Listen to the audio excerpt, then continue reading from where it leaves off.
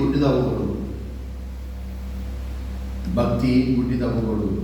ఈ రోజున భక్తి అంధత్వంతో నింపబడిపోయింది.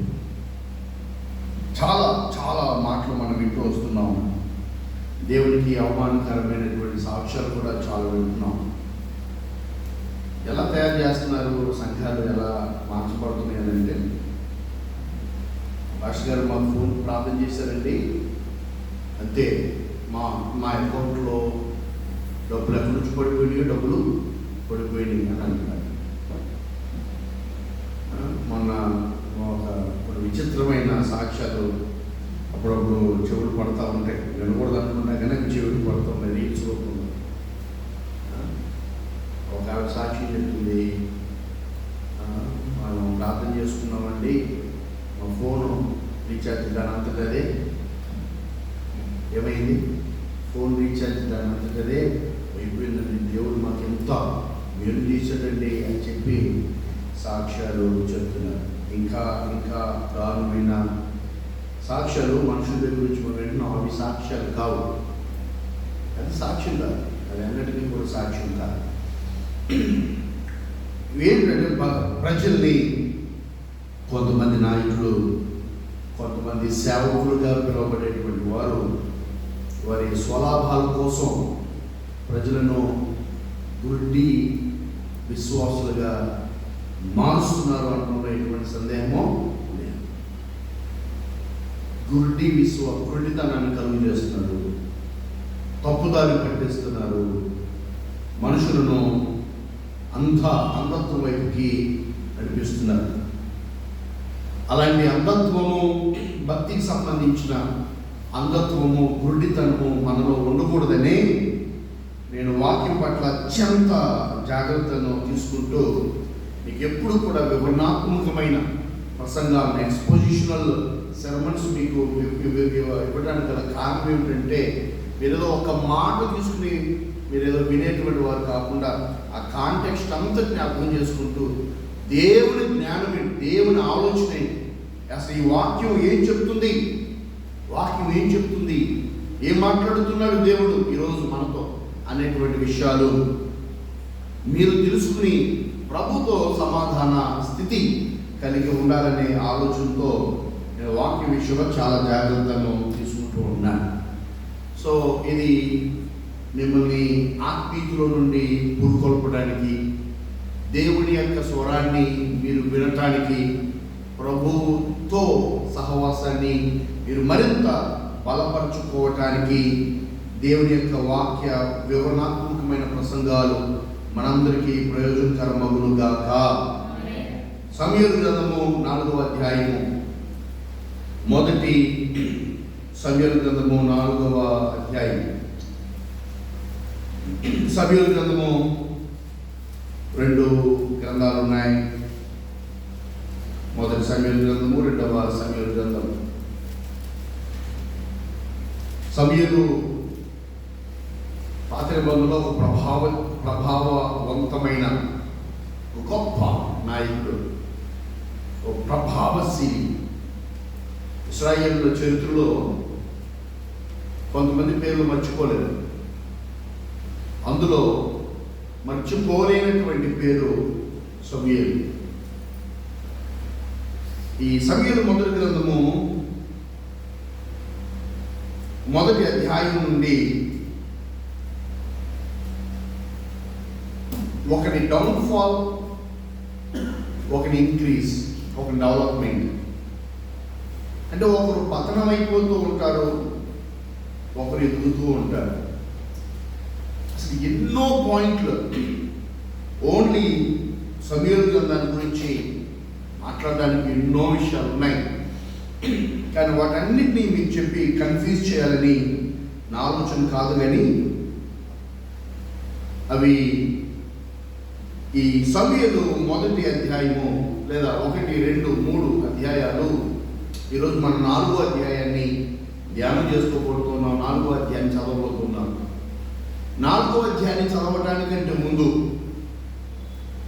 ఈ 1, 2, 3 అధ్యాయాల్లో ఉన్న విషయాలు మీతో పంచుకోవాలని ఆశపడుతున్నాను. ఇశ్రాయేలు చరిత్రలో వారు ఆత్మీయ పతన అవస్థలో ఉన్నటువంటి సమయాలు ఇవి. వారు బాగా విరాజిల్లుతున్నటువంటి సమయాలు ఏమి కావు. ఆల్మోస్ట్ దే ఆర్ డౌన్ఫాల్లో ఉన్నారనమాట. ఎక్కడో పర్వత స్థాయిలో దేవునితో సహవాసం చేయవలసిన ఇశ్రాయేలు ప్రజలు దేవునికి చాలా దూరంగా ఉన్నారు అనే విషయాన్ని ఈ మొదటి సమూయేలు గ్రంథం మాట్లాడుతున్నారు. ఎంత దూరంగా ఉన్నారు అని అంటే, ఏలీ అనేటువంటి ఒక ప్రభావవంతమైన లోపము లేని నిజమైన దైవజనుడు ఉన్నాడు. ఏలీలో ఏది మార్పు లేదు, పర్ఫెక్ట్. కానీ ఏదైనా ఒక లోపము ఏలీ గారిలో దైవజనుల్లో ఉంది అని అంటే, ఆయన పాపం తన పిల్లల్ని తన విశ్వాసానికి తగినట్టుగా పెంచలేకపోయాడు.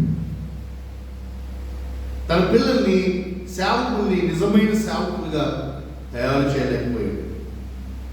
ఓఫ్ని ఫినెహాస్ ఇద్దరు ఆ మందిరం దగ్గరకు వచ్చి పరిచయం, గుడారం దగ్గరకు వచ్చి పరిచయం చేస్తున్న స్త్రీలతో అసభ్యంగా ప్రవర్తించడం, వారు కొంత లంచాలకు అలవాటు పడడం, కొన్ని కార్యక్రమాలు చేస్తున్నప్పుడు, భయంకరమైన కార్యక్రమాలు చేస్తున్నప్పుడు ఏలీ అనబడిన తన తండ్రికి అర్థమైనప్పుడు, తనకు వార్త వచ్చినప్పుడు ఏలీ దేవుడు ఒకటే అంటాడు, నువ్వు అంతా బాగా చేసావు కానీ నీ పిల్లల్ని నువ్వు సరిగ్గా మందలించలేదు, నువ్వు నాకు భయపడలేదు, నీ పిల్లల్ని గట్టిగా మందలించలేకపోయావు. సున్నితంగా మాట్లాడాడు, చాలా సున్నితంగా మాట్లాడు. అయ్యా, నేను కుమారులారా, నేను ఒక వార్త విన్నాను, అది మంచిది కాదు అని అన్నాడే కానీ వారిని గద్దించలేదు.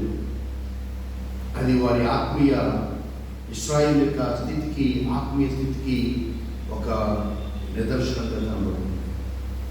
అంటే హోఫ్ని ఫినెహాసు వలన దేవుణ్ణి ఆరాధించడానికి రావాల్సినటువంటి జనులు రాకుండా ఆటంకపరచబడ్డారు. ఇవి హోఫ్ని ఫినెహాసు.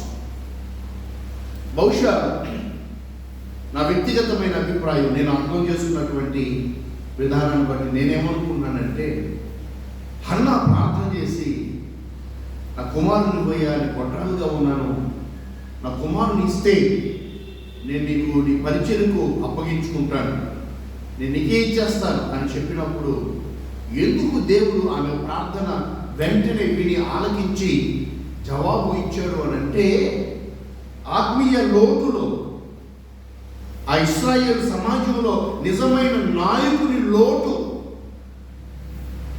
దేవుని ప్రజలను దేవుని వైపు నడిపించగలిగిన సామర్థ్యం కలిగిన నాయకుని లోటు ఆ రోజు ఉంది కనుక, లోటును ఎరిగి ఆమె కుమారుని అడిగింది. ఆ లోటు తీర్చడానికి ఉన్న కుమారుని ఇస్తే నేను నమ్మకంగా అతన్ని నీకే పరిచర్యకు అప్పగిస్తాను అనే తీర్మానం ఆమె చేసుకుంది. ఆ లోటును ఎరగటం వలన ఆమె కోరిక నెరవేర్చబడింది. ఆమె నెరవేర్చుకోవడమే కాదు, ఆమె ఏమైతే దేవుని సన్నిధిలో మాటించిందో, తీర్మానం చేసుకుందో, ఆ తీర్మానం ప్రకారమే ఆమె చేసింది. పాలు విడవగానే తీసుకెళ్ళిపోయి దేవుని సేవకునికి అప్పగించింది. అతను కూడా బాల్యము నుండి తన వృద్ధాప్యం వరకు నమ్మకమైన సేవకుడుగా మిగిలిపోయాడు. దేవునికి స్తోత్రం. ఈ ఒకటి ఇట్లా హోఫ్ని ఫినెహాసులు పతనమవుతూ ఉంటారు, సమూయేలు ఎదుగుతూ ఉంటాడు. హోఫ్ని ఫినెహాసులు పతనమవుతూ ఉంటారు, సమూయేలు ఎదుగుతూ ఉంటాడు. ఇలా మనము అధ్యాయాల్లో చూస్తూ ఉంటాం. చూడండి, 2వ అధ్యాయము 12వ వచనం. ఏలీ కుమారుడు యెహోవాను ఎరిగిన వారై మిక్కిలి దుర్మార్గులై ఉండిరి అన్నాడు.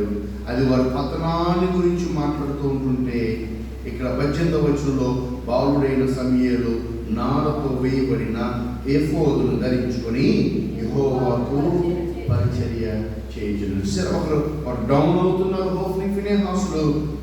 బాలుడైన సమూయేలు అంతకంతకు ఎదుగుతున్నాడు.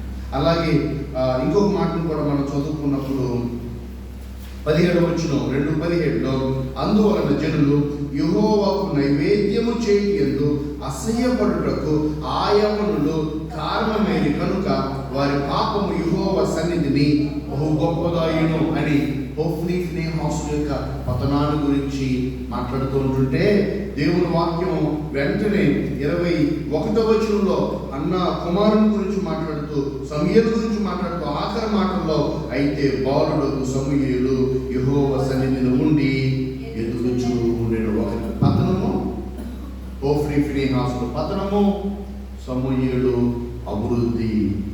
దేవుడు సమూయేలు హెచ్చించటాన్ని, ఆ సమూయేలు ఎదగటాన్ని, హోఫ్నీ ఫీనెహాసు వారి పాపం వలన వారి పతనం అవడాన్ని మనం 2వ అధ్యాయంలో మనం చూస్తున్నాం. 3వ అధ్యాయంలో దేవుని యొక్క తీర్పుని హోఫ్నీ ఫీనెహాసుకి లేదా ఏలి కుటుంబానికి జరగబోయే తీర్పుని, అలాగే సమూయేలుతో దేవుడు మాట్లాడుతున్న విధానాన్ని మనం చూస్తున్నాం. చూడండి 3వ అధ్యాయం 1వ వచనంలో బాలుడైన సమూయేలు ఏలి ఎదుట యెహోవాకు పరిచర్య చేయుచు ఉండెను. ఆ దినములలో యెహోవాకు ప్రత్యక్షమవుట అరుదు. దేవుడు మాట్లాడలేదు. దేవుడు తన మాటను వినటానికి ప్రజలు సిద్ధంగా లేనప్పుడు దేవుడు తన మాటను వివరించట్లేదు, అందించట్లేదు. ఆ దినాల్లో యెహోవా మాట్లాడుట, యెహోవా ప్రత్యక్షత అరుదు. యెహోవా వాక్కు ప్రత్యక్షమవుట అరుదు, చాలా తక్కువ. కారణం ఏంటంటే ఆయన మాటలు వినేవారు లేరు, ఆ మాటకు విలువించేవారు ఎవరు లేరు. So God seize himself from speaking his words to his people. అందుకే ఏది వరకు అలాగ సాగుతుంది. సమూయేలు వచ్చినప్పటి నుండి దేవుడు విరివిగా దేవుడు మాట్లాడాన్ని 3వ అధ్యాయంలో మనం చూస్తున్నాం. దేవునికి స్తోత్రం. 19వ వచనం చూడండి. 3:19లో సమూయేలు పెద్దవాడు కాగా, చూడండి 18 కూడా సమూయేలు దేనిని మరుగు చేయక, సరే ఆ సంగతి అంత తెలియపరిచాడు. 19వ వచనం సమూయేలు పెద్దవాడు కాగా యెహోవా అతనికి తోడైనందున అతని మాటలలో ఏదియూ తప్పిపోలేదు. ఏది కూడా అతను ఏ మాట అన్నాడో ఆ మాట జరిగింది. నువ్వు పాస్ అవుతావు అంటే పాస్ అవుతావు, నువ్వు ఫెయిల్ అవుతావు అంటే ఫెయిల్ అవుతావు. నాకు ఒక ఆయన తెలుసు, సాధారణ విశ్వాసి. కొన్ని రోజులు అయిపోయినాక నేను పాస్టర్ అయిపోతాను అనుకున్నాడు. ఆయన వెళ్ళిపోయి ఒక చోట సంఘం పెట్టాడు, ఒక పాట పెట్టేసుకున్నాడు, ప్రారంభిస్తున్నాడు. మొదట 12 మధ్యలోకి వెళ్ళాడు, సేవ మొదలు పెట్టాడు. ఒక సంవత్సరం తర్వాత నేను అతని గురించి వింటే జనాలందరూ అమ్మో బాబోయ్ ఆ మాస్టర్ గారే, అసలు ఆయన ఏమంటే జరిగిపోద్దండి, ఏమంటే జరిగిపోద్ది. అలా జరిగింది.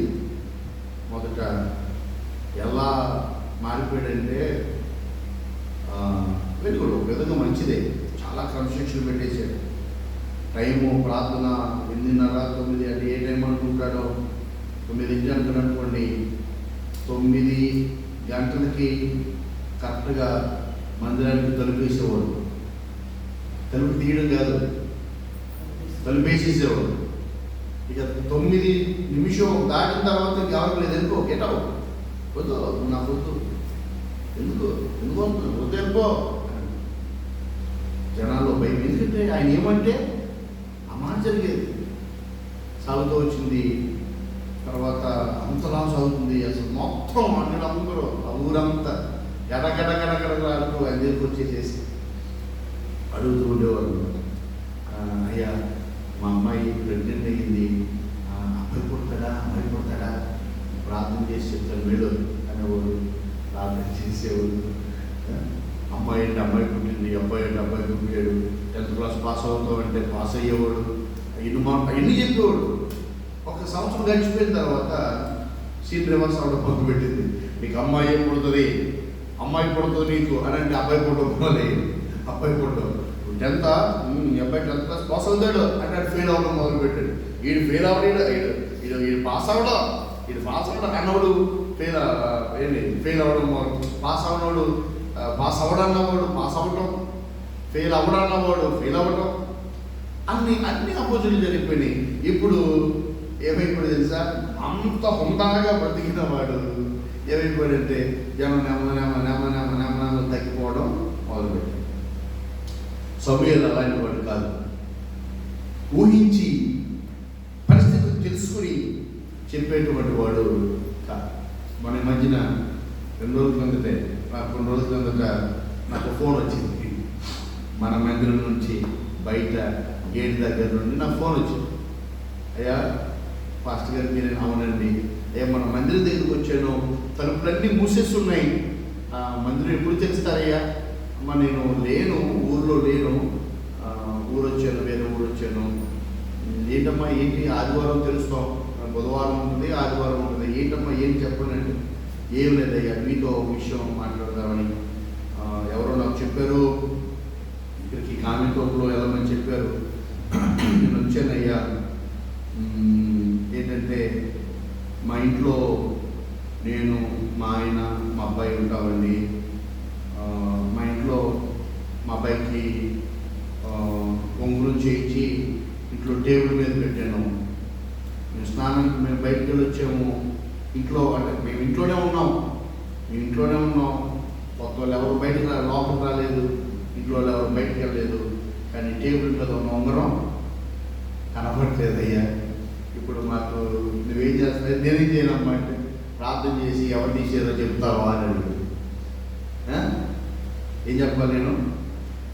హలో, ప్రార్థన చేసి ఎవరు తీసేదో చెప్తావా? నేను నాకు ఆ మాటలు బాధ కలిగింది. నేను అలాంటి దౌర్భాగ్యమైన స్థితిలో నేను లేనమ్మా, నేను అలాంటి కీడు పని నేను చేయను, అసలు లేదమ్మా, నాకు అలాంటి లేదు, దయచేసి నన్ను అలా అడగొద్దు, నేను అంత దౌర్భాగ్య స్థితిలో లేను. అలాంటి వాళ్ళు వేరే వాళ్ళు ఉంటారు, మీరు వేరే వాళ్ళకి చేయబోయి నాకు చేశారు, నాకు తెలుసు, నేను అలాంటి వాడిని కాను, అలాంటి దురాత్మ శక్తులు నా దగ్గర లేవమ్మా, అలాంటివి నాకు ఉండవు అని చెప్పి మీరు కూడా అలాంటి నమ్మకండి, వద్దు, అవి వదిలేయండి అంటే. లేదయ్యా ఎవరో చెప్పారు. అమ్మ చిన్న లాజిక్, మీరు బుర్రవాడండి చాలు. మీరు దీనికోసం అంజనాలు వేయక్కర్లేదు, ఉపవాసాలు ఉంటే ప్రార్థన చేయక్కర్లేదు. మీ ఇంట్లో 3 ఉన్నారు, ఒకరు బయటికి వెళ్ళలేదు, ఒకరు లోపలికి రాలేదు. ఏమవుతుంది? ఇద్దరు అక్కడ పడిపోయి ఉండొచ్చు, లేదా మీలో ఎవరో తీసుండొచ్చు. మీ అబ్బాయి తీసేదేమో. మా అబ్బాయి తీడయ్యా, ఏదో తీడు, ఆ ఉంగరం మా అబ్బాయిదే, ఓకే. మీ ఆయన తీసుండొచ్చు. నేను 10 అడుగులు అనుకుంటున్నానయ్యా, నేను అదే అనుకుంటున్నానయ్యా, కానీ ఆయన తీలేదంటే తీలేదంటున్నాడు. నేను అప్పటికి చెప్పానయ్యా, ఎక్కడైనా పెట్టావా చెప్పు, ఎక్కడైనా విడిపించావా పెట్టావా, నేను విడిపిస్తాను అని. అయితే ఆయన తీసుకున్నాడు, లేదా నువ్వు తీసి ఉంటావు, నువ్వు తీసి నువ్వు అంటున్నావేమో. మీ 3 తప్ప ఎవరు తీస్తారు? మీ ఇంట్లోనే ఉంటుంది. లేదా 3 తీలేదా, అక్కడ ఎక్కడో పడిపోయి ఉంటుంది.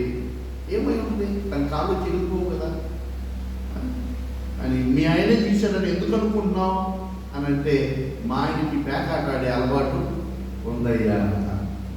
అమ్మ సమాధానం నువ్వే చెప్తున్నావు, అవునా? దొంగ ఎవరో నువ్వే చెప్తున్నావు, దొంగ ఎందుకు దొంగతనం చేస్తాడో కూడా చెప్తున్నావు, ఏ అలవాటు ఉందో చెప్తున్నావు. మీ అబ్బాయి కంటే మా అబ్బాయికి అలవాటు లేదయ్యా. అయితే మీ ఆయనే తీసుకుంటాడు. నేను అడిగానయ్యా, చెప్పట్లేదు. దొంగ ఎవరు చెప్తారమ్మా, నేనే తీసానని చెప్తాడా? చెప్పడు కదా. మీరు బుర్రవాడండి, అర్థం చేసుకోండి. మీరు చేయగలిగితే ఆయన ఎక్కడ పెడతాడో చూసుకోండి. దొంగతనం చేసినాడు ఎక్కడో చోట పెట్టుకుంటాడుగా, ఏ జేబులోనో బ్యాగ్లోనో ఎక్కడో చోట పెట్టుకుంటాడుగా. ఆ పెట్టిన చోట వెతకండి, ఆయన అక్కడ పెడతాడు. ఆయనకి అక్కడ అలవాటు, అక్కడ దాచుకుంటాడు, లేక పలానా వాళ్ళకి ఇస్తారు, అది అలవాటు తెలుసు కదా, వెతుక్కోండి. లేదా అతను బుద్ధి దొంగ బుద్ధి అని మోకరించి ప్రార్థన చేసుకుని, ప్రభువా అతనికి మంచి మనసు పోయా అని ప్రార్థన చేసుకుంటాను. మీ దగ్గరే ఉన్న సమాధానం, మీరే చెప్తున్నారు ఎవరు దొంగతనం చేశారో, మళ్ళీ ఇలాంటివి ఎందుకు అడుగుతున్నారని కొంచెంసేపు నేను ఆవిడకి వాక్యం చెప్పడం జరిగింది. ఒక విధంగా బాగా, ఎందుకంటే ఇంకా ప్రజలు అంధత్వంతో ఉన్నారు. సమూయేలు కాలంలో సమూయేలు దేవుని ఆత్మతో నింపబడ్డాడు. ఆ రోజుల్లో సంపూర్ణమైన వాక్యం లేదు. దేవుడు ప్రవక్తల ద్వారా మాట్లాడుతున్న దినాలవి. దేవుడు తన ప్రవక్తల ద్వారా మాట్లాడుతున్న దినాలు. కానీ ఈ రోజు ఏ దినాలు అంటే ఆయన తన వాక్యం ద్వారా మాట్లాడుతున్న దినాలు. ఆ రోజున ప్రవచనాలు ఓకే, ఆ రోజున దర్శనాలు ఓకే, ఆ రోజు దేవుడు డైరెక్ట్గా తన సేవకులతో తన ప్రజలతో మాట్లాడడం ఓకే. కానీ ఈ దినముల అంతమందు తన కుమారుడు ద్వారా మనతో మాట్లాడుతున్నాడు. సమూయేలు ఏది మాట్లాడితే జరిగింది, అతని మాట స్థిరపరచబడింది. ఇలాంటి పరిస్థితుల్లో ఇశ్రాయేలులో ఒక భ్రష్టత్వాన్ని, ఇశ్రాయేలులో ఒక అంధత్వాన్ని మనం చూస్తున్నాం. ఏంటిది అంధత్వం అని అంటే, ఇశ్రాయేలు 4వ అధ్యాయం మనం చదువుతున్నప్పుడు ఇశ్రాయేలీలు భక్తి మూఢనమ్మకంగా మార్చబడిపోయింది. అది నా పాయింట్. ఈరోజు 4వ అధ్యాయానికి టైటిల్ ఏంటంటే 1వ వచనం నుండి 11వ వచనం వరకు, అసలు 22వ అధ్యాయం 22వ వచనం వరకు అయినప్పటికీ కూడా మన సమయం బట్టి 11వ వచనం వరకు మనం అందరం వాక్యాన్ని చదువుకుందాం. మొదటి సమూయేలు గ్రంథము 4వ అధ్యాయం 1 నుంచి 11 వచనాలు అందరం చదువుదాం. ఇశ్రాయేలీయులు ఫిలిష్తీయులతో యుద్ధము చేయుటకై బయలుదేరి ఎబెనెజరు దిగగా ఫిలిష్తీయులు అఫెకులో దిగిరి. ఫిలిష్తీయులు ఇశ్రాయేలు మీద తమను యుద్ధ పంక్తులుగా తీర్చుకొనగా వారు యుద్ధంలో కలిసినప్పుడు ఇశ్రాయేలీయులు ఫిలిష్తీయుల ఎదుట ఓడిపోయి యుద్ధ భూమిలోనే ఎక్కువ తక్కువగా 4,000 మంది హతులైరి. కాబట్టి జనులు బాలింలోనికి తిరిగి రాగా ఇశ్రాయేలీయుల పెద్దలు, యెహోవా నేడు మనలను ఫిలిష్తీయుల ముందర ఎందుకు ఓడించునో, షిలోహులోనున్న యెహోవా నిబంధన మందసమును మనం తీసుకొని మన మధ్య ఉంచుకుందాం రండి. అది మన మధ్య నుండి ఎడల అది మన శత్రువుల చేతుల నుండి మనలను రక్షించునని. కాబట్టి జనులు షిలోహునకు కొందరిని పంపి అక్కడ నుండి కెరూబుల మధ్య ఆశీనుడయుండు సైన్యములకు అధిపతియగు యెహోవా నిబంధన మందసమును తెప్పించిరి. ఏలీ యొక్క 2 కుమారులైన హోఫ్నీయును ఫినెహాసును అక్కడనే దేవుని నిబంధన మందసము వద్ద నుండి యెహోవా నిబంధన మందసమును దండులోనికి రాగా ఇశ్రాయేలీయులందరూ భూమి ప్రతిధ్వనించినంత గొప్ప కేకలు వేసిరి. ఫిలిష్తీయులు ఆ కేకలు విని హెబ్రీయుల దండులో ఈ గొప్ప కేకల ధ్వని ఏమని అడిగి యెహోవా నిబంధన మందసమును దండులోనికి వచ్చినని తెలుసుకొని జడిసి దేవుడు మన దండులోనికి వచ్చినని అనుకుని, అయ్యో మన శ్రమ ఇంతకు మునుపు వారికి ఇలాగ సంప్రదింపలేదు. అయ్యో మహాసూరుడు ఈ దేవుని చేతుల నుండి మనల్ని ఎవరు విడిపించగలరు? అరణ్యమునందు అనేకమైన తెగుల చేత ఐగుప్తీయులను హతము చేసిన దేవుడు ఈయనే కదా. ఫిలిష్తీయులారా, ధైర్యం తెచ్చుకుని వారు మీకు దాసులైనట్లు మీరు హెబ్రీయులకు దాసులు కాకుండా బలాఢ్యులై యుద్ధము చేయని చెప్పుకొని ఫిలిష్తీయులు యుద్ధము చేయగా ఇశ్రాయేలీయులు ఓడిపోయి అందరూ తమ డేరాలకు పరిగెత్తి వచ్చి అప్పుడు అత్యధికమైన వధ జరిగిన. ఇశ్రాయేలీయులు 30,000 కాల్వలను కూలిను మరియు దేవుని మందసము పట్టబడెను. అది కాకయు హోఫ్ని ఫినెహాసులు ఏలీ యొక్క 2 కుమారులు హతులైరి. ప్రేమ కలిగిన తండ్రి, మాటల ద్వారా మాతో మాట్లాడి బలపరిచి మా హృదయాలను ధైర్యపరచమని నీకే మహిమ ఘనత ప్రభావాలు ఆరోపిస్తూ ప్రభు యేసుక్రీస్తు నామములో ప్రార్థించే వేడుకున్నాము తండ్రి.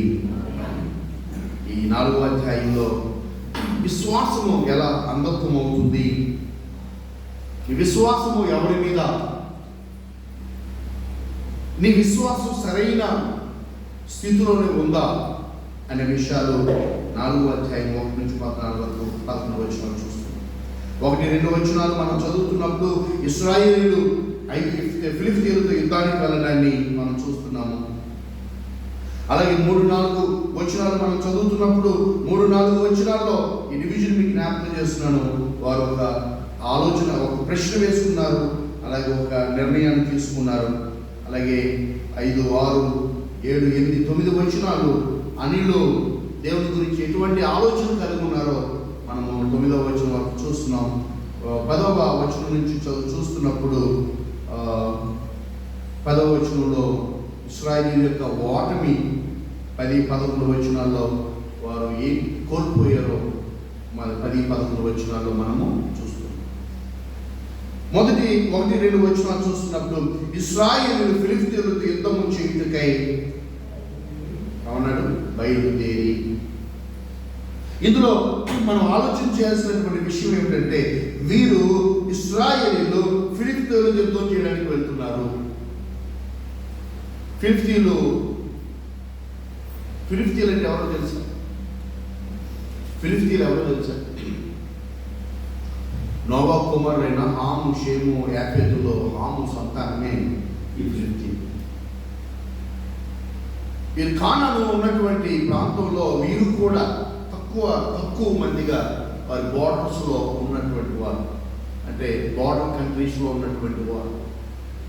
మొదట చిన్నవాళ్ళే వీరు కూడా, స్మాల్ నెంబర్. కానీ రాను చాలా విస్తారమైన జనంగా పెరిగిపోయారు. ఫిలిష్తీయులకి ఇశ్రాయేలుకి చాలా యుద్ధాలు జరిగినాయి. అందులో ప్రత్యేకంగా 7 యుద్ధాలు జరిగినాయి. అందులో ఒకటి మనము 4వ అధ్యాయంలో చూస్తాం. ఈ ఫిలిష్తీయులు పవర్ఫుల్ పీపుల్, అంటే ఆ రోజుల్లోనే యుద్ధంలో నైపుణ్యం కలిగిన వారును, న్యూ టెక్నాలజీని అడాప్ట్ చేసుకున్నటువంటి వ్యక్తులు. ఐరన్తో సామాగ్రి వారి అంబుల పొద్దులో దాచుకున్నటువంటి వారు. ఇశ్రాయేలు యొక్క మిలిటరీ పవర్ కంటే ఈ ఫిలిష్తీయుల పవరే ఎక్కువగా ఉంటూ ఉండేది. ఇశ్రాయేలు చుట్టూ వీరున్నారు. వీరు ఎక్కువ అయిపోవడం వలన, ఆ చుట్టూ ఉండటం వలన ఎప్పుడు గొడవలు జరుగుతూ ఉంటాయి, ప్రహరీ గొడవలు అనుకోండి. ఇశ్రాయేలు ఇప్పుడు డౌన్ఫాల్లో ఉన్నారు. ఇప్పటికే ఎంతో కొంత ఆధిపత్యాన్ని ఫిలిష్తీయులు ఇశ్రాయేలు మీద చేస్తున్నారు. అంటే దేవుని ప్రజల మీద ఆధిపత్యాన్ని అన్యులు చేస్తున్నారు. ఇప్పుడు 7-4 అధ్యాయం 1వ వచనానికి వచ్చేసరికి ఇశ్రాయేలు ఫిలిష్తీయులతో యుద్ధం చేయడానికై బయలుదేరారు. This is their own decision. ఈ 4వ అధ్యాయం సారాంశం ఏమిటంటే, మీకు క్లుప్తంగా అర్థమైనట్టు చెప్తారు.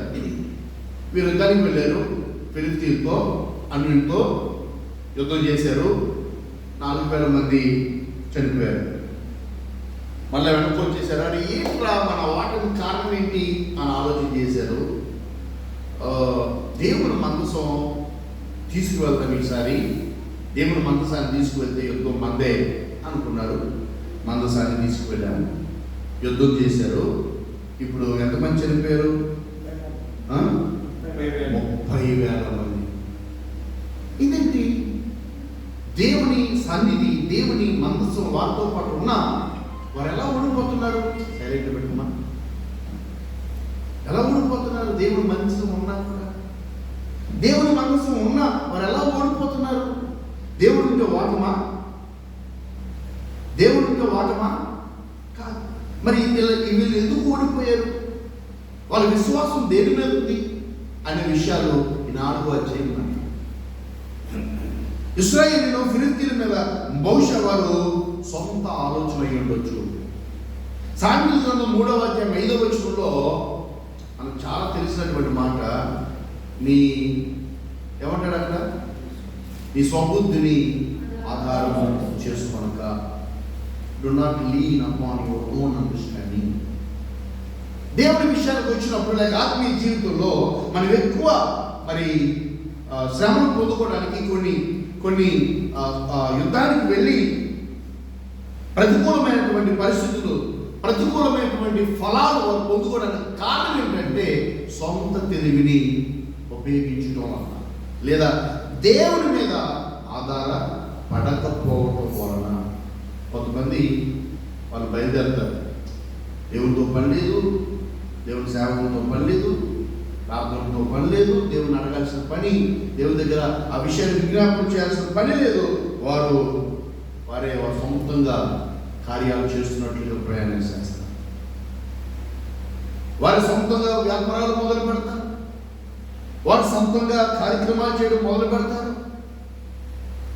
ఎవరు బిజినెస్ చేస్తారు, ఇల్లు కడతారు, పెళ్లిళ్ళు చేస్తారు. ఇవన్నీ ఎలా చేస్తారు అని అంటే వారు దేవుని దగ్గర విచారం చేయకుండా, దేవుని దగ్గర అనుమతి లేకుండా, దేవుని దగ్గర ప్రార్థన పూర్వకంగా సిద్ధపడకుండా కార్యక్రమాలు చేస్తారు.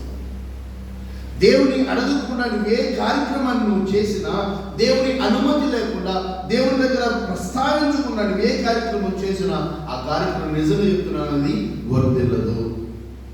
వర్ధిల్లిందా?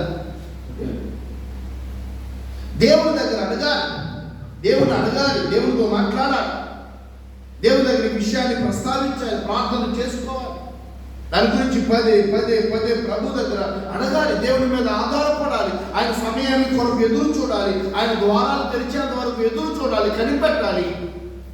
ఇది దేవుని ప్రమేయంతో జరిగిన కార్యం అని మనము విశ్వసించేంత వరకు దాని కొరకు ఎదురు. కానీ ఇశ్రాయేలీయులు ఏం చేస్తున్నారంటే ఫిలిష్తీయుల యుద్ధానికి వెళ్ళిపోయారు. ఎవరు సంప్రదించకపోవచ్చు, సమూయేలును సంప్రదించు.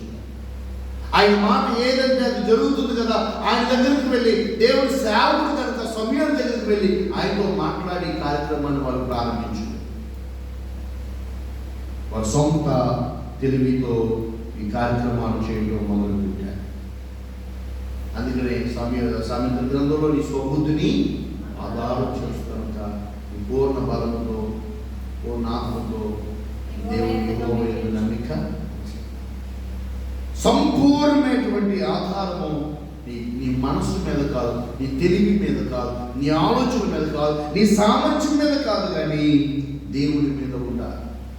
ఇశ్రాయేలీయులు అనుకున్నారు, ఫిలిష్తీయులను మనం ఓడిద్దాం, మన శక్తితో మనం గెలుద్దాం, మన బలంతో మనం గెలుద్దాం అని మీరు సొంత ఆలోచన చేశారు.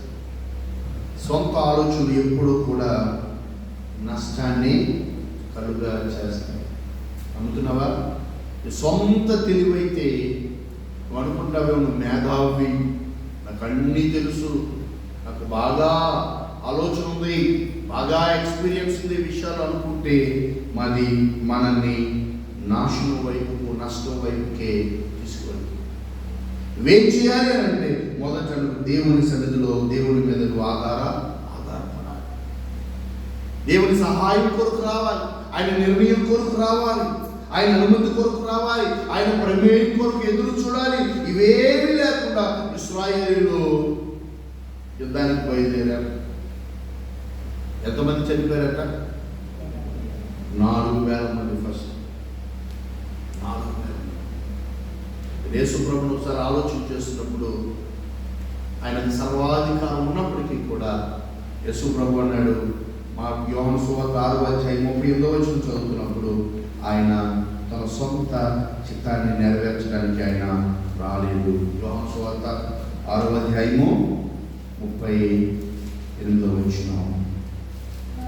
నా ఇష్టమును నెరవేర్చుటకు నేను రాలేదు, నన్ను పంపిన వారి చిత్తము నెరవేర్చుటకే పరలోకముంది.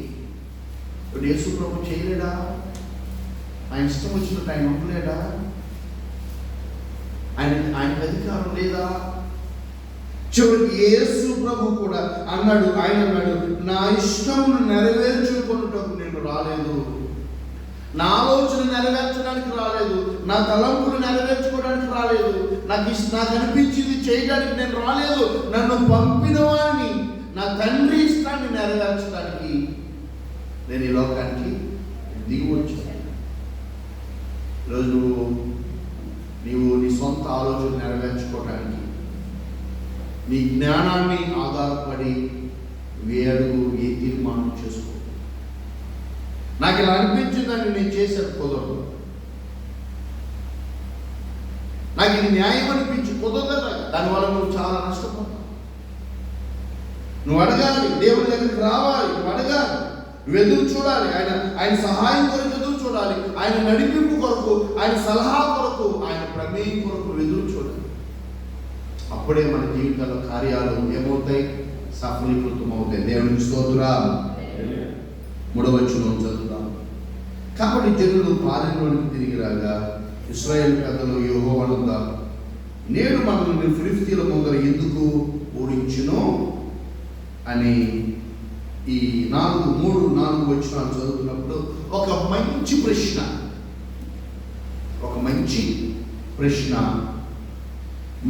ప్రశ్న, అలాగే ఒక చెడ్డ నిర్ణయం.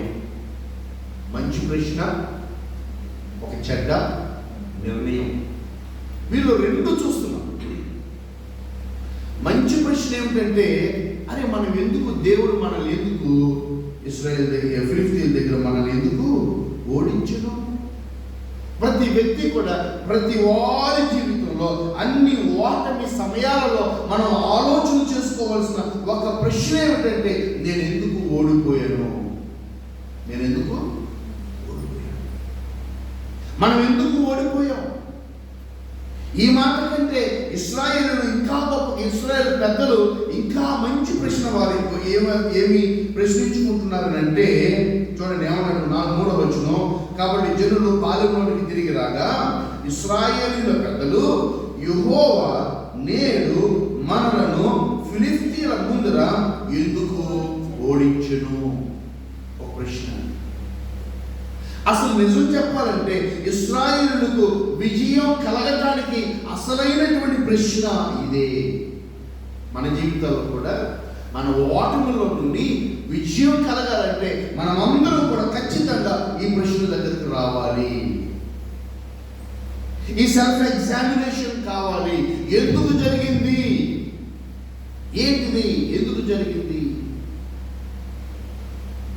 నాలో ఇక్కడ ఆలోచన చేయవలసింది ఏంటంటే, ఈ ప్రశ్న నుండి దేవుడి వైపు తిరగాలి. నాలో లోపం ఏమిటి? నా విధేయత ఏమిటి? నా పొరపాటు ఏమిటి? దేవుడి నమ్మకత్వం ఏమిటి? దేవుడి వాగ్దానం ఏమిటి? ఆయన యొక్క నిబంధన ఏమిటి అని ఆయన వైపు తిరగాల్సింది పోయి వీరు మరొక దారిని తీసుకున్నారు. ఈ డెసిషన్ మేకింగ్ అనేది ఏదైతే ఉందో అది చాలా ప్రాముఖ్యం. If your decision is not right, you will not be happy. నీ నిర్ణయం సరైనది కాకపోతే, సరైన సమయంలో సరైన ఆలోచన చేయకపోతే జీవితాలు నిజంగా చెప్పిన అస్తవ్యస్తమైపోతాయి. రైట్ టైంలో రైట్ డెసిషన్ తీసుకోవాలి. అది జాబ్ కావచ్చు, బిజినెస్ కావచ్చు, ఫ్యామిలీ కావచ్చు, మ్యారేజ్ కావచ్చు, ఏమండి ఏదైనా కావచ్చు. Anything, in any aspect, in any circumstances you need to take right decision. Right question, right decision. మీరు ఒక ప్రశ్న అడుగుతున్నారు. ఈ ప్రశ్నలో అసలైనటువంటి సారాంశం దాగుంది. ఏమన్నా చూసారా? మీరు మనం ఎందుకు ఓడిపోయాం అని అంటలేదు. హలో అన్నారా? ఏమన్నారు? యెహోవా మనలను ఎందుకు ఓడించెను. ఆ మాటలోనే, వారి అంధవిశ్వాసంలోనే, వారి యొక్క వారి యొక్క బుద్ధిహీనపు ఆలోచనలోనే విజయం అనేది యెహోవానే ఇవ్వాలి అని నమ్ముతున్నారు. నిజమే, మనం ఎందుకు ఓడిపోయాం అనే దానికన్నా వీరు యెహోవా మనల్ని ఫిలిష్తీయుల ఎదుట ఎందుకు ఓడించెను. వీరు బయలుదేరమేమో మనం గెలుద్దాం అన్నట్టు బయలుదేరారు. వీరు బయలుదేరడమేమో మన బలం చాలే అన్నట్టు బయలుదేరారు. వీరు వెళ్ళేటప్పుడేమో వారి శక్తి మీద వారు గెలుస్తున్నట్టుగా, వారే విజయాన్ని తెస్తున్నట్టుగా బయలుదేరారు. 3వ వచనంలో రియలైజేషన్కి వచ్చారు. ఎందుకు యెహోవా మనల్ని ఓడించును. విజయం అనేది నీది కాదు. విజయం ఎవరిది? విజయం దేవుడు. దావీదు అంటాడు, బాలుడైన దావీదు గొలియాతు యుద్ధం చేసినప్పుడు ఈ యుద్ధము నాది కాదు, యుద్ధము యెహోవాది. నీ జీవితంలో విజయం రావాలంటే అది not because of your success. నీ success is not because of you. విజయం అనేది నీ వలన కాదు, విజయం అనేది నా వలన. అభివృద్ధి అనేది నీ వలన కాదు, నా వలన కాదు. క్షేమం అనేది నీ వలన, నా వలన కాదు. మన జీవితాలలో ప్రతి దానికి కారకుడు ఒక్కడే, ఆయన ప్రభు అయిన యేసుక్రీస్తు. దేవునికి స్తోత్రం. ఆయన మనల్ని ఎందుకు ఓడించును అన్నప్పుడు ఆయనే నాకు విజయాన్ని ఇచ్చేవాడు, ఆయనే మనల్ని గెలిపించేవాడు, ఆయనే మనల్ని ఉన్నతమైన స్థానంలో కూర్చోబెట్టేవాడు అనేటువంటి విశ్వాసపు ఆలోచన వారిలో ఉన్న మాట వాస్తవమే. కానీ వారు అక్కడ ఆగి దేవుడి వైపు తిరిగి వారు మారు మనసు పొంది, ప్రభువా మా లోపమేమిటో, మా తప్పేమిటో మాకు తెలియపరచు ప్రభువా అని ఒకవేళ అడిగినట్లయితే వారి ఆలోచనలు బాగానే ఉండేవి. వారి విజయం బాగానే, విజయం వారికి విజయం వారు పొందుకునేవారు. కానీ ఇక్కడ వాటిని, అతి దారుణమైన ఘోరమైన వాటిని అనుభవించడానికి గల కారణం ఏంటంటే because of the decision that they have taken. వారి నిర్ణయాలు. మనం చాలా సందర్భాల్లో తప్పుడు నిర్ణయాలు తీసుకుని ఎవరి మీద ఆధారపడతాం? దేవుని దగ్గరికి వస్తాం. మన ఆలోచనలు తప్పుడు ఆలోచనలు అవుతాయి, మన నిర్ణయాలు తప్పుడు నిర్ణయాలు అవుతాయి. అయినా వచ్చేసి దేవుని మీద మనం రుద్దుతాం. నువ్వే ఇచ్చేవు ఆలోచన, నీ వల్లనే నేను చేశాను, నువ్వేమోపోతే నేను చెయ్యను కదా అని. కొంతమంది ఏమంటారంటే అసలు పాపం ఏదేందో దేవుడు పండు పెట్టకపోతే ఏ గొడవ లేదు కదా. ఆయన పండు పెట్టబట్టే ఏమొచ్చింది? పాపము. ఎవరి మీద తోస్తున్నారు ఇప్పుడు? దేవుడి మీద.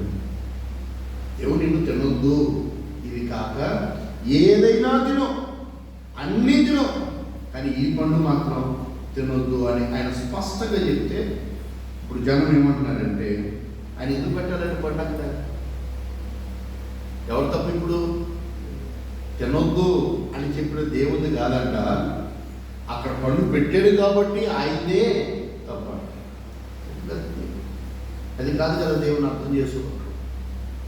ఆయన పెట్టాడు, దాన్ని తినొద్దు అన్నాడు, దానికి బదులుగా అన్నీ తినమన్నాడు, ఏదైనా తినన్నాడు, అన్ని తినదగినవే తినో ఇష్టం, కానీ ఇది మాత్రం వద్దు అన్నాడు. మనుషులు తీసుకునే నిర్ణయాలే మన శాపాలకు కారణమవుతుంది, మన ప్రతికూలతలకు కారణమవుతుంది, మన ఓటమికి కారణమవుతుంది.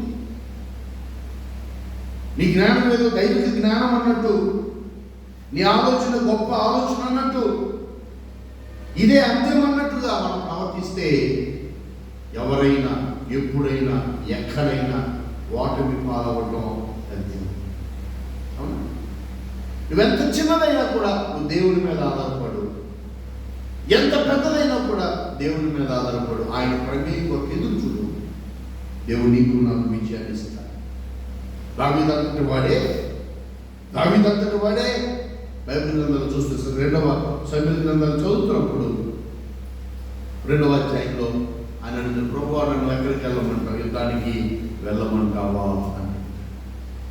ఎవరంటే వెళ్ళు అంటే. యుద్ధం దగ్గరికి వెళ్ళిన తర్వాత, ప్రభువా నన్ను ఇప్పుడు ఎక్కడ నుంచి ఫైట్ చేయమంటావు? పలానా చోటుకు వెళ్ళి ఫైట్ చేయమని. దావీదు జీవితంలో ప్రతి దానిని కూడా దేవుడి మీద ఆధారపడ్డాడు. సొంతంగా నేను ఎక్కడ దావీదు తీసుకున్నాను. అలాగే న్యాయాధిపతులు గ్రంథం చదువుతున్నప్పుడు న్యాయాధిపతులు వారు కూడా మోషే యెహోషువ చనిపోయిన తర్వాత, తమ నాయకుడైన యెహోషువ చనిపోయిన తర్వాత పెద్దలు వచ్చి ప్రభు దగ్గర ప్రార్థన చేయడం మొదలుపెట్టారు. ప్రభువా మాలో యుద్ధానికి ఎవరిని న్యాయాధిపతులు గ్రంథం 1:3 వచ్చిన దేవుడు అన్నాడు, నేను యోధా వారికి ఈ విజయాన్ని ఇస్తున్నాను, యోధా వారిని వెళ్ళండి అని. వీళ్ళేం చేశారు తెలుసా? కొన్ని వారాల కింద మనం చదువుకున్నాం, మీ జ్ఞాపకం ఉందా? న్యాయాధిపతుల గ్రంథంలో దేవుని మీద ఆధారపడడం చూడండి నేను ఎలా చేస్తున్నారు. యెహోషువ మృతి పొందిన తర్వాత ఒకటి ఇశ్రాయేలీయులు కనానీయులతో యుద్ధం చేయుటకు తమలో ఎవరు ముందుగా వారి మీదకి పోవలసినది అని యెహోవా తెలియజేయనట్లు ప్రార్థన చేయగా యెహోవా అన్నాడు, ఆ దేశంలో యూదా వంశస్థులకు ఇచ్చి ఉన్నాను, వారు పోవాలని సెలవిచ్చాను. అప్పుడు యూదా వంశస్థులు తమ సహోదరులైన షిమ్యోనీయులతో మనము కానానీయులతో యుద్ధము చేయుటకు మా వంతులోనికి మాతో కూడా రండి, మేము మీతో కూడా వద్దుమని, మేము మీతో కూడా మీ వంతులోనికి వచ్చేదామని చెప్పగా షిమ్యోనీయులు వారితో కూడా పోయేది. ఇలా ఆధారపడడం అంటే వీరు దేవుని దగ్గరికి వచ్చారు.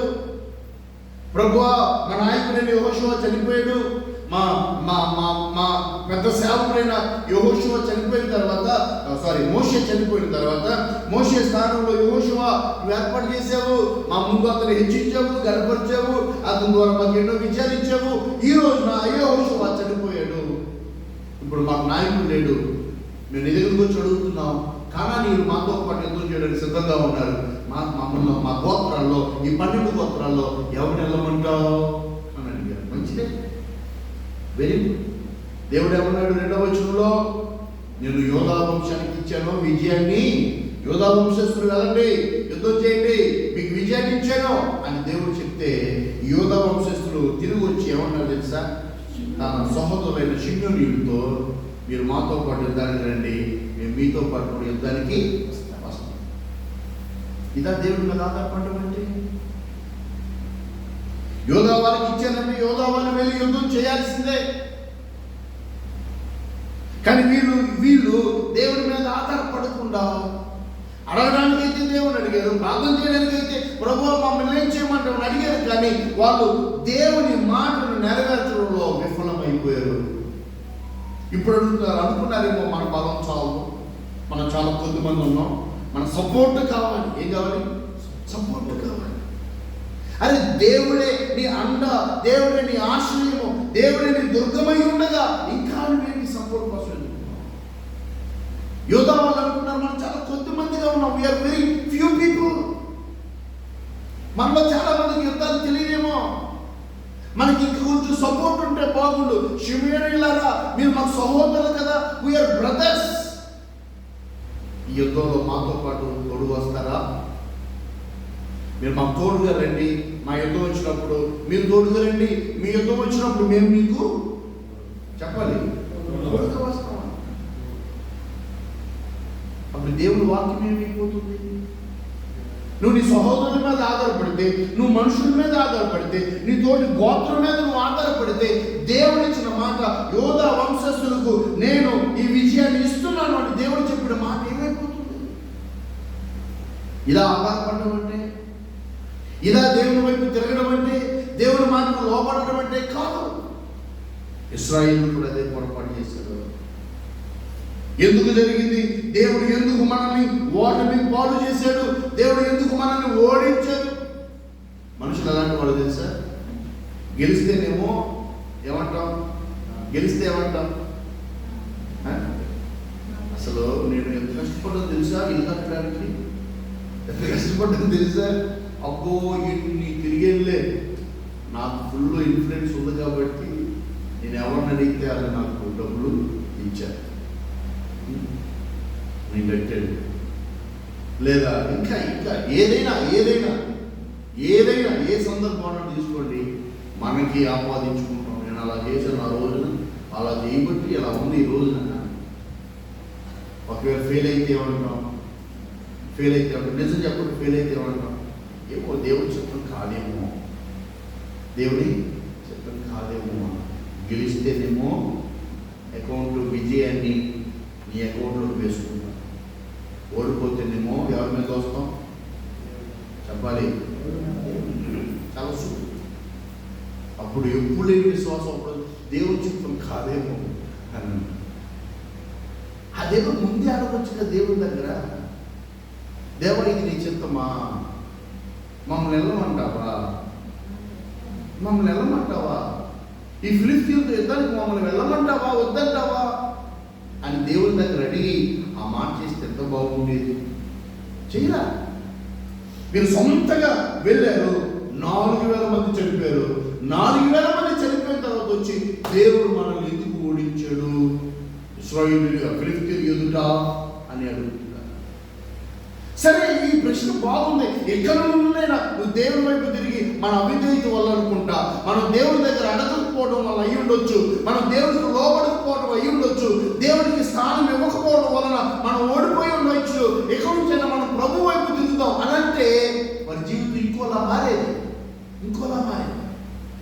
అలా కాకుండా ఇప్పుడు ఏమంటారు చూసారా? 3వ వచనంలో 2వ భాగం, షిలోహులో ఉన్న యెహోవా నిబంధన మందసమును మనము తీసుకొని మన మధ్య నుంచుకుందాము రండి. అది మన మధ్య నుండి ఎడలా అది మన శత్రువుల చేతుల నుండి మనలను రక్షించును. ఇది అవివేకమైన నిర్ణయం. నువ్వు దేవుని విజయం కావాలంటే నువ్వు దేవుని దగ్గరకు రావాల్సింది పోయి దేవుని మందసాన్ని నీతో పాటు తీసుకెళ్ళాలనుకుంటున్నారు. దేవుని మందసం ఉంటే చాలు. వీరేమనుకున్నారంటే అది మన మంచి నుండి ఎడలా మన శత్రువుల చేతుల నుండి అది మనలను రక్షించును. ఎవరు?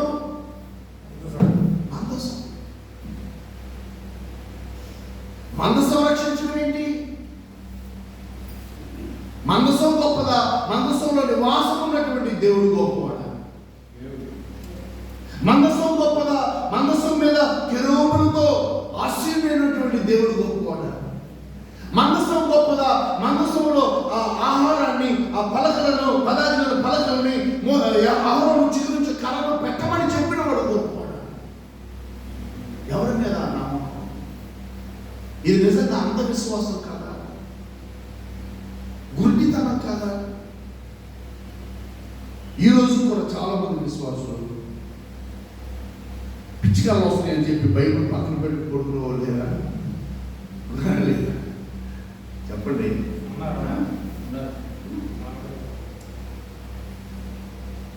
ఇప్పటికే ఉన్నా. చిన్న కొబ్బరి పాటు తీసుకొచ్చి తలనొప్పి వచ్చిందని చెప్పి ఏసు రక్తం అంటున్నాడు లేదా? ఏసు రక్తం అని తలనొప్పి పోవడానికి ఉన్నది ఎక్కడైనా ఉందా? నీ జ్వరం పోగొట్టడానికి ఏసు రక్తం ఉందా? ఎక్కడైనా ఉందా అసలు? అట్లంటే ఎందుకో ఆమె కొబ్బరి మాస్టర్ గారు ప్రార్థన చేశారు, పెద్దయ్య గారు అభిషేకంతో ప్రార్థన చేశారు. ఆయన కొబ్బరి ఉన్నందుకు ఆ కొబ్బరి నూనె తీసుకురావడం, ఇక్కడ ఏం వేసుకుంటారు? ఇక్కడ సిలువ. మళ్ళీ ఎక్కడ ఉన్నారా లేదు? మేడ మీద సిలువ, ఇక్కడ నుదుటి మీద సిలువ, ఇంకెక్కడ నొప్పితే సిలువ.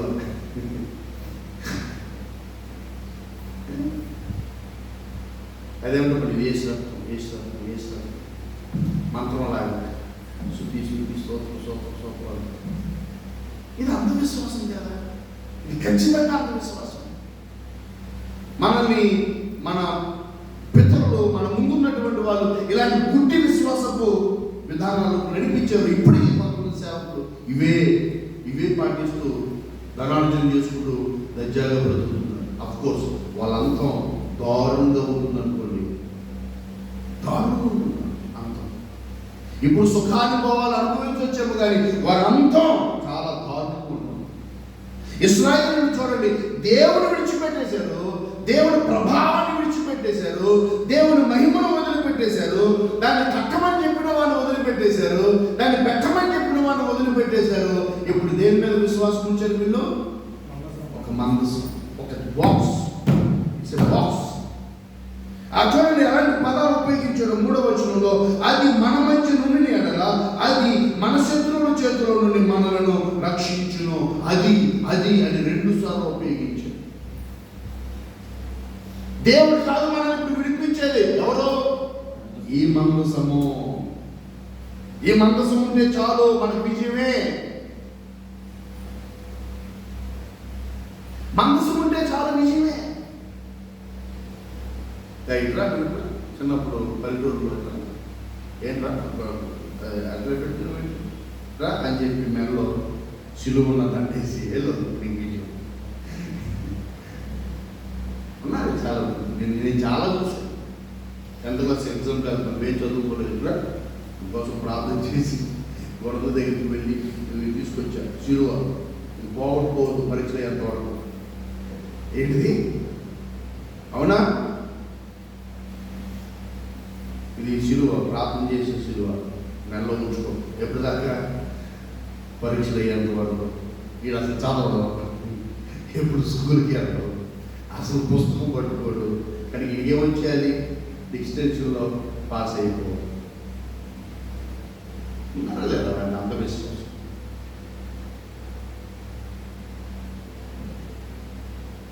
మాస్టర్ గారు ఎగ్జామ్కి వెళ్తున్నాను, పెళ్లికి ప్రార్థన చేయండి ఉన్నారా? అట్ట తీసుకొచ్చి ప్రార్థన చేసుకుని ఉన్నారు. పెళ్లికి ప్రార్థన చేస్తే ఏమిటి? అది నువ్వు రాయకుండానే ఆటోమేటిక్ రాసుకుని వెళ్ళిపోతా? అట్టకు ప్రార్థన చేస్తే అట్ట నేను పాస్ చేసేసిస్తా. ఇలా లోతుగా వెళ్ళిపోతే ఎన్ని విషయాలు తెలుసా? ఎన్ని విషయాలు ఉన్నాయో, ఎన్నో విషయాలు.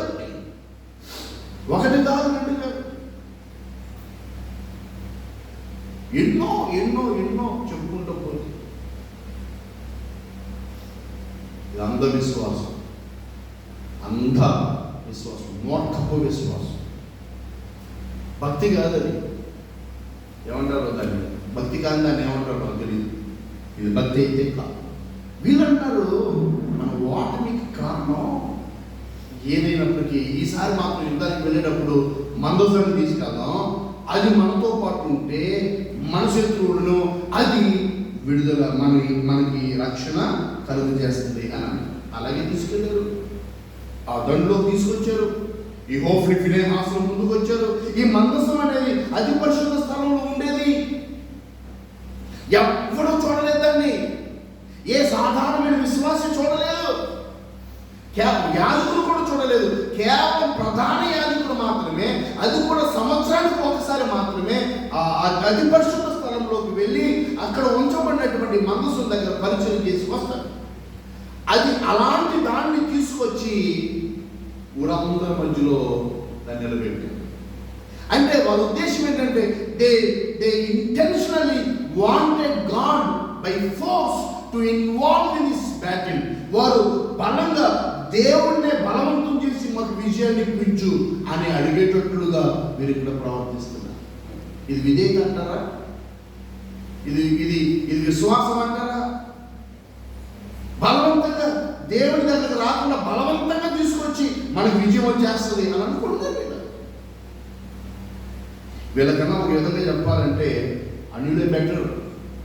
అన్యులు చూడండి ఏమంటున్నారో 5:6 యెహోవా నిబంధన మందసము దండులోనికి రాగా ఇశ్రాయేలీయులందరూ భూమి ప్రతిధ్వనించునంత గొప్ప కేకలు విసిరి ఫిలిష్తీయుల కేకలు విని హెబ్రీయుల దండులో ఈ గొప్ప కేకల ధ్వని ఏమని అడిగి యెహోవా నిబంధన మందసం దండులోకి వచ్చినని తెలుసుకుని జడిసి దేవుడు దండులోనికి వచ్చినని అనుకుని అయ్యో మనకు శ్రమ, ఇంతకు మునుపు వారిలాగా సంభ్రమింపలేదు. అయ్యో మహాసూరులకు దేవుడి చేతిలో నుండి మనలను ఎవరు విడిపింపగలరు? అరణ్యమందు అనేకమైన తెగుల చేత ఐగుప్తులను హతము చేసిన దేవుడు ఈయనే కదా. ఒక విధంగా అన్యులు దేవుడి గురించి ప్రస్తావన తీసుకొచ్చారు, కానీ ఇశ్రాయేలీయులు వారి యుద్ధానికి వెళ్ళేటప్పుడు ఎవరు ప్రస్తావన లేదు? దేవుడి ప్రస్తావన లేదు. ఇవి మన ప్రాక్టికల్ లైఫ్ కంటే చాలా దగ్గరగా ఉంటాయి, చాలా దగ్గరగా ఉంటాయి. అన్యులు అనుకుంటున్నారు. ఇక విచారం ఏంటంటే దేవుడి పట్ల అన్యులకు ఎటువంటి ఆలోచన ఉందో దేవుడి ప్రజలకు కూడా దేవుడి మీద అంతే ఆలోచన ఉందో ఇంకా విచారకరం. అంటే దేవుడి గురించి వాళ్ళే అనుకుంటారో అదే నువ్వు కూడా అనుకున్నావు. నీకు వాళ్ళకి తేడా ఏముంది? అవునా? వాళ్ళు అదే అనుకుంటున్నారు, నువ్వు అదే అనుకుంటున్నావు. వాళ్ళు కూడా భయపడుతున్నారు, అమ్మో ఈ దేవుడి చేతిలో నుండి మనల్ని ఎవడు విడిపిస్తాడు, అమ్మో ఈ సూర్యుడు వస్తే మనం ఎలా గెలుస్తాము, అమ్మో అరణ్యంలో తెగుల చేత ఐగుప్తుల్ని హతం చేసిన వాడు ఈయనే కదా. ఇక్కడ వాళ్ళకి బాగానే ఉంది, కానీ వీరు ఆ మందసాన్ని తీసుకొచ్చేటప్పుడు ఆ మందసంలో వాళ్ళు ఎలా అనుకుంటున్నారో, అన్యులు ఎలా అనుకుంటున్నారో నువ్వు కూడా అలాగే అనుకుంటున్నావు. ఒక వస్తువును దేవుని చేసావు, ఒక వస్తువుని దేవుని చేసావు, ఒక బొమ్మని దేవుని చేసావు. ఒక బొమ్మని దేవుని చేసుకునేటువంటి అలవాటు అన్నిలో ఉంది. అదే అలవాటు ఇశ్రాయేలులో కూడా ఉంది. వాళ్ళు దేవుడు ఎలా ఉంటాడని అనుకుంటున్నారో నువ్వు అలాగే ఉంటావని అనుకుంటున్నావు. వాళ్ళకి నీకు తేడా అర్థమవుతున్నా? దేవుడు వాళ్ళు ఎలా చూస్తున్నారో, జీవము కలిగిన దేవుని ప్రజలలో ఉండి కూడా నువ్వు అలాగే చూస్తున్నావు. వాళ్ళకి నీకు పెద్ద మార్పు ఏమీ లేదు. వాళ్ళకి నీకు మార్పు లేదు. అలా లోతుగా వెళ్తే ఎన్నో విషయాలు మార్పు లేదు. వారు ఎలా చూస్తున్నారో నువ్వు అలాగే చూస్తున్నావు. ఏమాత్రం మార్పు ఎప్పటికీ 99.99% క్రైస్తవుల్లో ముహూర్తం లేకుండా పెళ్లి జరిగాయి. ఇల్లు మారేటప్పుడు కూడా సమయాలు చూసుకుంటున్నారే. మంచి చేయాలి, ఏదైనా ఒక శంకుస్థాపన 6 గంటలు 6:30 వచ్చేది మాస్టర్ 7 గంటలు కదా అయిపోవడం. మాకు ఎందుకు 7 తర్వాత చెప్పండి, మంచిది కాదు. 7 తర్వాత అన్ని ఎలా చూస్తున్నారు దేవుణ్ణి, నువ్వు అలాగే చూస్తున్నావు. ఏమి తేడా? ఒకటి కాదు, 2 కాదు. ఇలా చెప్పుకుంటూ వెళ్తే మన హృదయాలు బాధపడే విషయాలు ఎన్నో ఉన్నాయి. సిగ్గుపడే విషయాలు ఎన్నో ఉన్నాయి. భయపడే విషయాలు ఎన్నో ఉన్నాయి. అదే సేమ్ అన్ని అలా చూస్తున్నారు, నువ్వు అలాగే చూస్తున్నావు. ఇంకా కొంచెం బెటర్ ఏంటంటే కనీసం వీళ్ళు దేవుని ప్రస్తావన తీసుకొచ్చారు. యుద్ధానికి వచ్చినప్పుడు ఇశ్రాయేలులో ఆ ప్రస్తావన కూడా లేదు. ఆయన మన పితరులను రక్షించాడు రా దేవుడు. ఐగుప్తులో ఉన్నప్పుడు ఆయన మనల్ని విడిపించాడు రా దేవుడు. మనం ఆయన ప్రజలు, మనల్ని మనం ఆయన దగ్గరికి వెళ్దాం, ఆయనకు లోపడదాం అనేటువంటి ఆలోచన రాకపోగా ఇలాంటి ఆలోచన వచ్చింది. సేమ్ ఆలోచన మన బ్రతుకులో నువ్వు దేవుని గురించి గొప్పగా తెలుసుకోవాలి. వారికి తెలియబడినది ఏదో దేవుడు నీకు తెలియపరిచాడు. వారికి లేని కృపను దేవుడు నీకు ఇచ్చాడు. వాళ్ళకి లేని ప్రత్యేకతను దేవుడు నీకు ఇచ్చాడు. వాళ్ళకి లేని రక్షణను దేవుడు నీకు అనుగ్రహించాడు. కాబట్టి నువ్వు ఇంకా ఆయన గురించి లోతుగా తెలుసుకోవాలి. 10వ వచనం 11వ వచనం,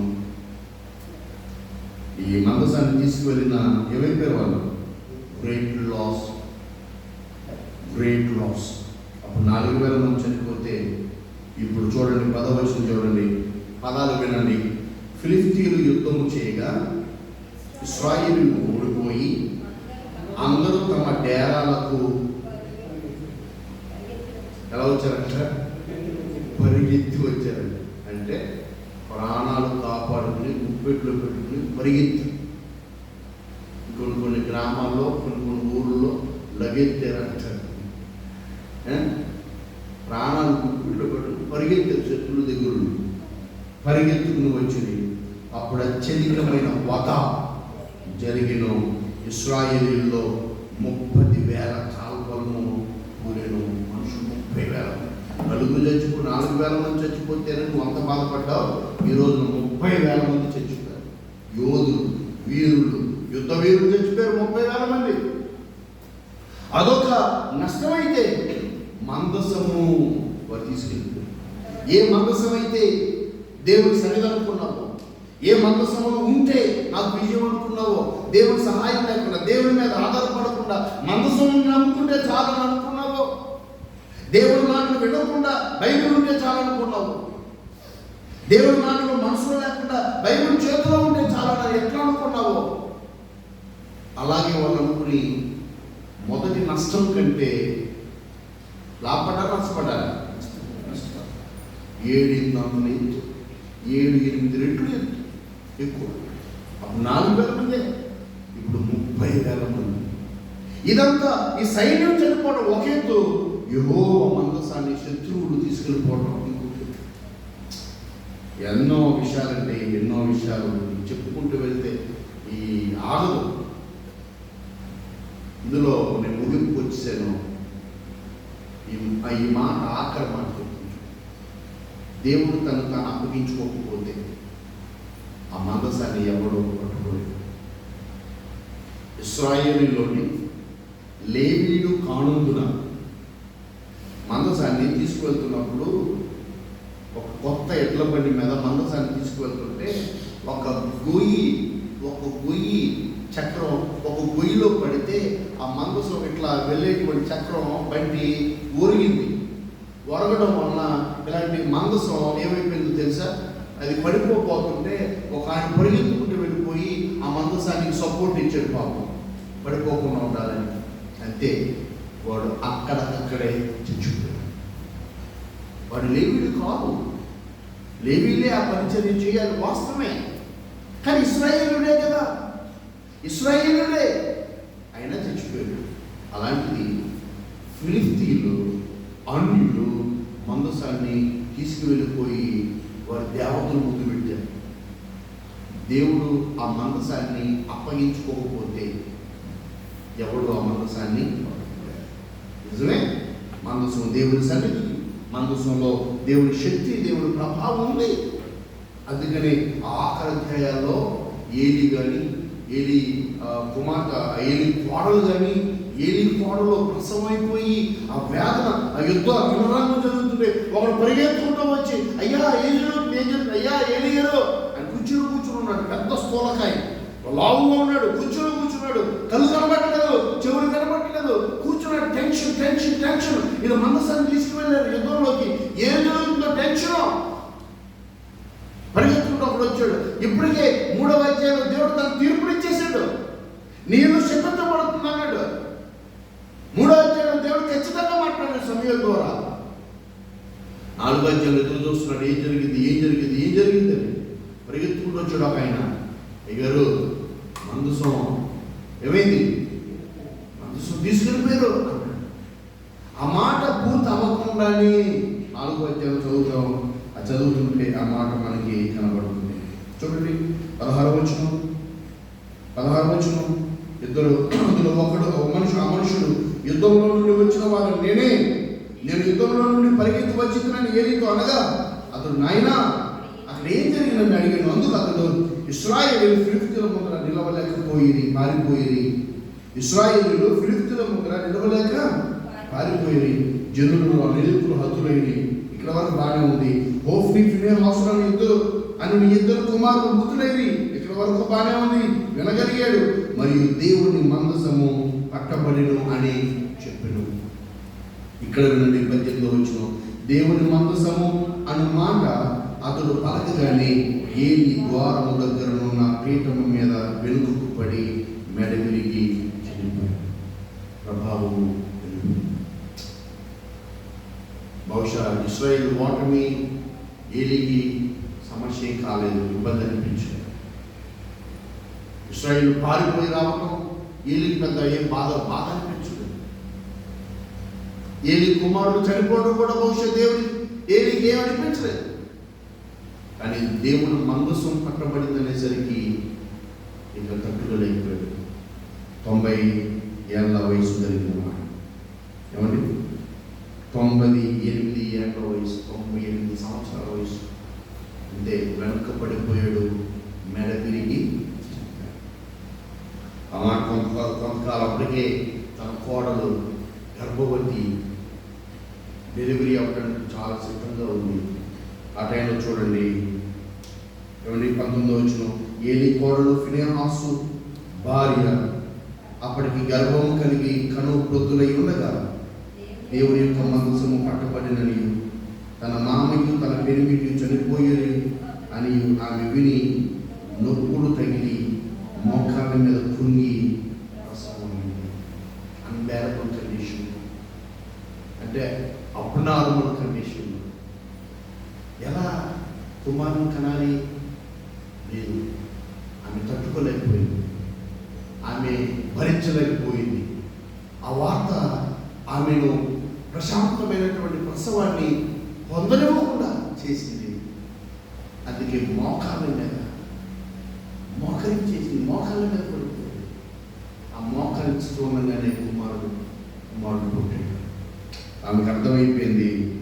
ఆమె చూడండి, ఆమె మృతి గురికి ప్రసవం ఆయన ఆమె మృతి నొందుచుండగా దగ్గర ఉన్న స్త్రీలు ఆమెకు భయపడవద్దు, కుమారుని కంటువని అనేది కానీ ఆమె ప్రత్యుత్తరమీయకయు లక్ష్య పెట్టకయు నుండినదై దేవుని మందసము పట్టబడిన సంగతి విని తన మామయ్య పెనిమిటి చనిపోయిన సంగతి తెలుసుకుని ప్రభావము ఇశ్రాయేలు నుండి పోయినని చెప్పి ఆ బిడ్డకు ఈ కాబోదు అని పేరు.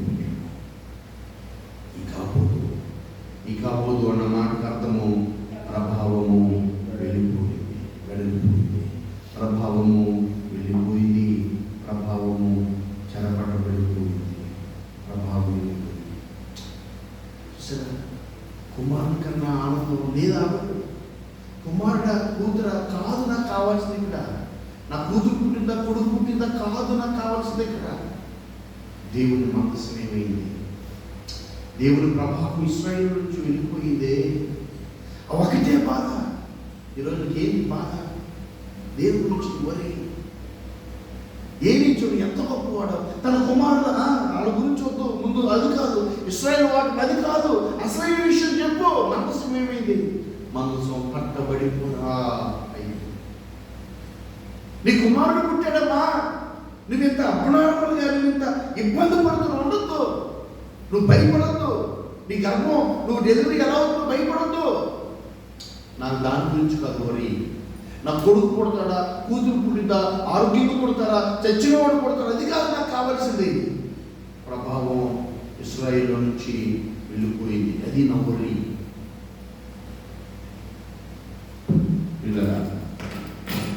ప్రభు ఒకప్పుడు మన ప్రభావం ఇశ్రాయేలు జీవితాల నుంచి వెళ్ళిపోతే మందసం ద్వారా, మందసం ఇశ్రాయేలు పట్టపడడం ద్వారా, ఫిలిస్తీన్లు పట్టుకోవడం ద్వారా వెళ్ళిపోతే అదే ప్రభావాన్ని మనతో పాటు తీసుకొచ్చాడు ప్రభు. నిజమైన మందసం ఎవరో తెలుసా? క్రీస్తు మన నిజమైన మందసం. Christ is our tabernacle. యోహాను సువార్త 1:1 ఆది యందు వాక్యము, వాక్యం దేవుని యొద్దనున్నో, వాక్యమే దేవుని. 1:14 ఆ వాక్యము కృప సత్య సంపూర్ణంగా నేడు మన మధ్య నివాసం చేస్తాం. ఈ టెబర్నకల్ ఆయన మన మధ్య నివాసము. టెబర్నకల్ గాడ్స్ డ్వెల్లింగ్ ప్లేస్, దేవుడి నివాసము స్థలము.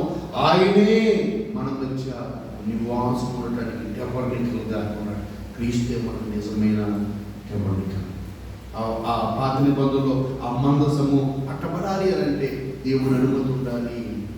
అలాగే క్రీస్తు కూడా పట్టబడటానికి కూడా, క్రీస్తు శత్రువులకు ఆయన రోమ సైనికులకు పట్టబడటానికి కూడా ఆయన అనుమతి ఉండాలి. ఆయన అనుమతి లేకుండా ఎవడు యేసు క్రీస్తును ఆయన వాలంటీర్గా ఆయన అప్పగించుకున్నాడు. ఆఖరి వచనం యోహాను సువార్త 18వ అధ్యాయము 20 యోహాను సువార్త 18వ అధ్యాయము 2వ వచనము నుండి 9వ వచనం వరకు చదువుకుని మనం ముగించుకుందాం. 18వ అధ్యాయము 2వ వచనం నుండి 9వ వచనం వరకు. యేసు తన శిష్యులు పలుమార్లు చూడువాడు కనుక ఆయన అప్పగించు యూదాకు ఆ స్థలము తెలిసి ఉండెను. కావున యూదా సైనికులను, ప్రధాన యాజకులను, పరిచర్యలను పంపిన పండ్రోతులను వెంట పెట్టుకొని దివిటీలతోనూ దీపములతోనూ ఆయుధములతోనూ అక్కడికి వచ్చెను. యేసు తనకు సంభవింపబోవన్నిటిని ఎరిగిన వారి యొద్దకు వెళ్ళి, మీరెవరు వెతుకుచున్నారని వారిని అడిగాను. వారు నజరేయుడైన యేసును అని ఆయనకు ఉత్తరం ఇయ్యగా, యేసు ఆయనను నేనే అని వారితో చెప్పాను. ఆయనను అప్పగించిన యూదాయు వారి యొద్ద నిలిచి ఉండెను. ఆయన నేనే ఆయననని వారితో చెప్పగా, వారు వెనుకకు తగ్గి నేల మీద పడిని. మరలా ఆయన వారు ఎవరిని వెతుకుచున్నారని వారిని అడిగాను. అందుకు వారు నజరేయుడైన యేసునని చెప్పగా, యేసు వారితో నేనే ఆయనని మీతో చెప్పి తిని కనుక మీరు నన్ను వెతుకుచున్న ఎడల వీరిని పోనీయడని చెప్పాను. నీవు నాకు అనుగ్రహించిన వారిలో ఒకరినైనా నేను పోగొట్టుకొనలేదని ఆయన చెప్పిన మాట నెరవేరినట్లు ఇలాగూ surrendered by himself. He gave himself to the soldiers. He surrendered himself voluntarily. నేనే ఎవరిని వెతుకుతున్నారు మీరు? There is a chance for Christ to escape in that situation. ఆ రాత్రి వేళ ఆ దివిటీలు, ఆ దీపాలు, ఆ కత్తులు, కటారాలతో వచ్చినటువంటి వీరిని తప్పించుకోవడం ప్రభు పెద్ద విషయమైన పని కాదు. ఆయన విన్నాడు, మీరు ఎవరు వెతుకుతున్నారు అని అడిగాడు. మేము నజరేయుడైన యేసు వెతుకుతున్నాం. ఆయన నేనే. ఒక అడుగు వెనక్కేశారు, నేలకు వంగి సాష్టాంగ పడ్డారు. మరలా అడుగుతుంది, ఎవరు వెతుకుతున్నారు మీరు? మేము నజరేయుడైన యేసు వెతుకుతున్నాం. ఆయనను నేనే. ఆయన అప్పగించుకోకపోతే ఆయన మీద ఎవడు చెయ్యి వేయించాలి. ఆయన అప్పగించుకున్నాడు. ఎందుకని? ఆయన మన కొరకు ఆయన ఆ మహిమ, ఆ పోయిన మహిమ, ఏదైనాలో ఆదాము పాపం చేసినప్పుడు ఏ మహిమనైతే పోగొట్టుకున్నాడో ఆ మహిమను మరలా దేవుడు మనకు ఇవ్వడం కోసం, అదే మహిమతో మనల్ని నింపడం కొరకు, ఏదైనాలో పోయిన మహిమ ఆ మహిమతో మనం ఎలాగా ఏమన్నాడు? రోమపత్రికలో 3:23, ఏ భేదము లేదు, అందరూ పాపము చేసి దేవుడు అనుగ్రహించు మహిమను పొందలేకపోయారు. ఆ మహిమ ఎప్పుడైతే మానవుల నుంచి పాపము దూరం చేసిందో, ఆ దూరమైపోయినటువంటి మహిమలోనికి మరలా దేవుడు మనల్ని దేవుడితో కలపడానికి ప్రభు ఈ లోకానికి ఆయన వచ్చాడు. ఆ మహిమతో మనల్ని ఆ నిత్య మహిమలోనికి మనల్ని నడిపిస్తున్నాడు. వాగ్దాన పూరితమైనటువంటి నిబంధనల మన జీవితంలో నెరవేర్చడం కొరకు ఆయనే తను వాలంటీర్గా అప్పగించుకున్నాడు.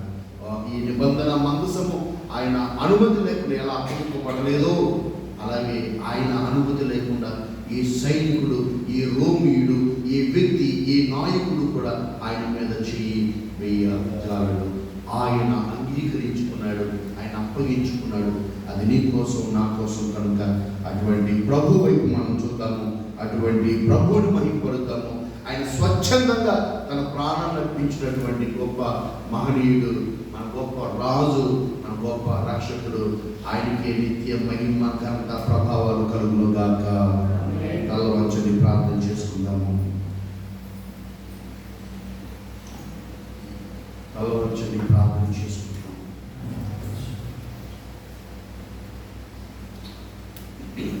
Let's all spend time in prayer.